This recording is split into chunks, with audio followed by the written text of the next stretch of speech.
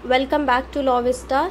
I was revising the Specific Relief Act 1963, so I thought के revision के साथ साथ मैं इसके वीडियोस भी बनाते रहती हूँ, तो मेरे साथ साथ बाकी जो मेरी तरह के एस्पिरेंट्स हैं उनको भी हेल्प हो सकती है माइन्यूट जो टॉपिक्स होते हैं या जो छोटी छोटी हमारी कन्फ्यूजन्स होती है वो दूर करने के लिए। तो जो स्पेसिफिक रिलीफ एक्ट 1963 है उसके बारे में हम स्टार्ट करते हैं इस वीडियो से पढ़ना। तो सबसे पहले हमको पढ़ना है section 1 which is short title extent and commencement. तो ये एक्ट जो है इसे हम कहते हैं स्पेसिफिक रिलीफ एक्ट ऑफ 1963 और ये एक्सटेंड होता है to the whole of India. जो इसका सबसेक्शन 3 है वो क्या बताता है कि सेंट्रल गवर्नमेंट बाय नोटिफिकेशन एक ऑफिशियल गैजेट के थ्रू कोई डेट अपॉइंट कर सकती है जिसके थ्रू ये एक्ट जो है वो कमेंसमेंट में आता है। तो इसके बाद में क्या होता है, जो फर्स्ट डे ऑफ मार्च 1964 को ये जो हमारा स्पेसिफिक रिलीफ एक्ट है 1963 का वो फोर्स में आ जाता है। तो यहाँ पे हमारा जो प्रिलिमिनरी में जो हमारा सेक्शन 1 है वो यहाँ पे ख़त्म होता है। उसके बाद में हम लोग आ जाते हैं डेफिनेशन पार्ट पे विच इज़ सेक्शन 2। यहाँ पे हमें मेनली 5 डेफिनेशन पढ़नी है और ये जो लास्ट वाली है इसको बिल्कुल भी मिस मत करना, क्योंकि यहाँ पे क्या लिखा हुआ है कि जो भी एक्सप्रेशंस या जो वर्ड्स हैं जो इस एक्ट में यूज़ किए गए हैं लेकिन डिफाइंड नहीं है। जब कभी भी हम कोई एक्ट पढ़ते हैं उसमें जो बेसिक टर्म्स होते हैं वो हमें डेफिनेशन पार्ट में अच्छी तरह से डिफाइंड करके मिलते हैं, जिससे हमें समझ में आता है कि ओके ये वर्ड का ये मतलब है, ये वर्ड का ये मतलब है।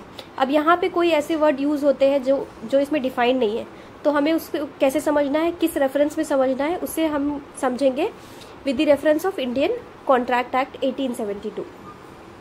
तो ये हमारी लास्ट वाली डेफिनेशन है। तो सबसे पहली डेफिनेशन क्या है, obligation. Obligation includes every duty enforceable by law. Make sure कि आप जो डेफिनेशन पार्ट है उसको बाय हार्ट ही कर लो, क्योंकि जो डेफिनेशन पार्ट है वहाँ से एग्जैक्ट क्वेश्चंस बनते हैं। अब जैसे ये ऑब्लिगेशन है फर्स्ट वाला डेफिनेशन, इससे रिलेटेड बहुत सारे जो क्वेश्चंस हैं वो बने हैं और बहुत बार बने हैं। जो दूसरी डेफिनेशन है वो है सेटलमेंट की। सेटलमेंट में कोई भी इंस्ट्रूमेंट को इंक्लूड किया गया है। सेटलमेंट का मतलब है कोई इंस्ट्रूमेंट। कौन सा इंस्ट्रूमेंट? जो कि विल या कोडिसिल नहीं है। विल या कोडिसिल जो कि इंडियन सक्सेशन एक्ट 1925 के थ्रू डिफाइन की गई है, उसमें जो इंस्ट्रूमेंट बनता है, विल का जो इंस्ट्रूमेंट बनता है, कोडिसिल का जो इंस्ट्रूमेंट बनता है, उस इंस्ट्रूमेंट को हम यहाँ पे सेटलमेंट नहीं समझेंगे। whereby the destination or devolution of successive interest in the movable or immovable property is disposed of or is agreed to be disposed of। कोई ऐसा इंस्ट्रूमेंट जिसके थ्रू कोई भी मूवेबल या इमूवेबल प्रॉपर्टी डिस्पोज ऑफ होती है या agree की जाती है डिस्पोज ऑफ करने के लिए। तो ये हमारा दूसरा डेफिनेशन हो गया। तीसरा डेफिनेशन कहता है ट्रस्ट। तो ट्रस्ट का जो मीनिंग होगा वो हम कहाँ से उठाएंगे, section 3 of Indian trust act 1882 से। तो जो इंडियन ट्रस्ट एक्ट 1882 में जो सेक्शन 3 में हमें ट्रस्ट की डेफिनेशन मिलती है वही डेफिनेशन यहाँ पर भी ट्रस्ट की होगी।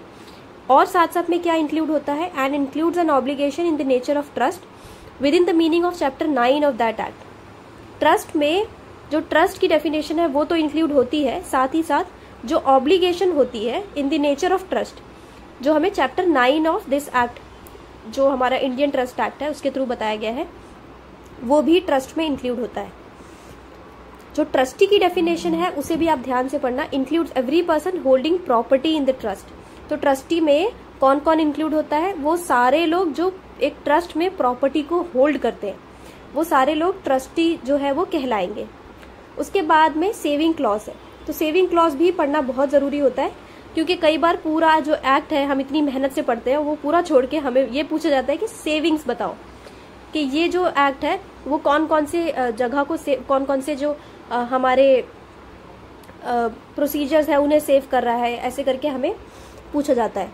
तो सेविंग्स क्लॉज जो हमें बताते हैं कि ये जो एक्ट होगा वो किसको अफेक्ट नहीं करेगा। यहाँ पे 2 चीज़ें हैं, 2 बातें हैं। पहला, to deprive any person of any right to relief other than specific performance which he may have under any contract. तो यहाँ पे सबसे पहली बात जो सेव की गई है वो है deprive any person of any right to relief other than the specific performance.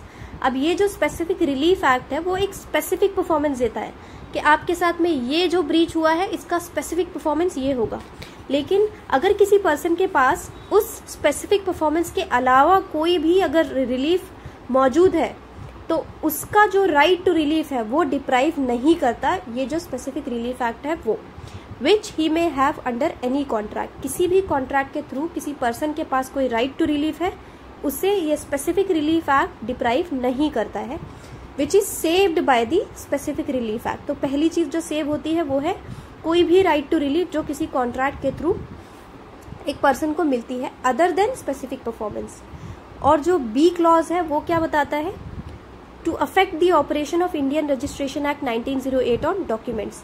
तो जो इंडियन रजिस्ट्रेशन एक्ट है 1908 जो कि डॉक्यूमेंट्स पे अप्लाई होता है, उसके ऑपरेशन को स्पेसिफिक रिलीफ एक्ट अफेक्ट नहीं करने वाला है, यानी वो कंटिन्यू रहेगा ऑपरेशन में, वो कंटिन्यू रहेगा, अप्लाई होते रहेगा डॉक्यूमेंट्स पे। ये जो सेविंग क्लॉज है हमें ये दो बातें बताता है। तो मेक श्योर कि जो प्रिलिमिनरी पार्ट है उसे आप बहुत अच्छे से करें, क्योंकि यहाँ से क्वेश्चंस बनने के चांसेस बहुत ज़्यादा होते हैं। अब जो फोर्थ पॉइंट है, जो फोर्थ हमारा सेक्शन है वो बहुत ज़्यादा इंपॉर्टेंट है।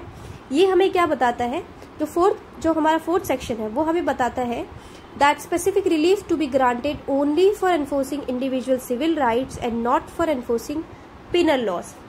यहाँ पे समझने वाली और याद रखने वाली बात ये है इंडिविजुअल सिविल राइट्स। अगर आप सिविल राइट्स याद रखोगे कि ओके ये सिविल राइट्स पे अप्लाई होता है, पिनल लॉज पे अप्लाई नहीं होता है, क्रिमिनल नेचर में जो हमारे पास में रेमेडी अवेलेबल होती है उसमें हम स्पेसिफिक रिलीफ नहीं मांग सकते, ये हम गलत समझेंगे। क्योंकि हमें अगर सेक्शन 4 को अच्छी तरह से समझना है तो सबसे पहले हमें ये समझना पड़ेगा इंडिविजुअल सिविल राइट, यानी कि किसी भी सिविल राइट, कोई भी सिविल राइट है और वो पब्लिक नेचर का है तो उसके लिए भी स्पेसिफिक रिलीफ एक्ट जो है वो अप्लाई नहीं होगा। किसी पर्सन का इंडिविजुअल सिविल राइट ही पर्सन क्लेम कर सकता है in the form of specific relief and not for enforcing penal laws. तो यही यहाँ पे लिखा हुआ है, specific relief can be granted only for the purpose of enforcing individual civil rights and not for the mere purpose of enforcing a penal law. तो हमें यहाँ से दो बातें समझ में आई। सबसे पहले तो ये सिविल राइट्स के लिए है, दूसरा ये इंडिविजुअल सिविल राइट्स के लिए है, पब्लिकली ये नहीं है। अब यहाँ पे हमारा पार्ट 1 जो प्रिलिमिनरी पार्ट है वो खत्म हो जाता है। अब यहाँ से शुरू होगा part 2 which is the recovery of possession. यहाँ से चैप्टर 1 शुरू होगा, उसके बाद हम चैप्टर 2 पढ़ेंगे which is the specific performance of contract. ऐसे ही हम आगे बढ़ते जाएंगे और हम जो टोटल 42 सेक्शंस है वो सारे हम यहाँ पर इस चैनल पे इन वीडियोस के थ्रू कवर करने वाले हैं। तो अगर आपको ये वीडियोस हेल्पफुल लग रहे हैं तो आप मेरे साथ बने रहिए और एक एक वीडियो ध्यान से देखते जाइए। कोई भी आपको कमेंट करना चाहते हैं, आप कोई सजेशन देना चाहते हैं, कोई डाउट पूछना चाहते हैं तो आप मुझे पूछ सकते हैं and I will make sure कि मैं उन सारे कमेंट्स का रिप्लाई दूँ, उन सारे क्वेश्चंस का आंसर दूँ। So thanks for watching this video and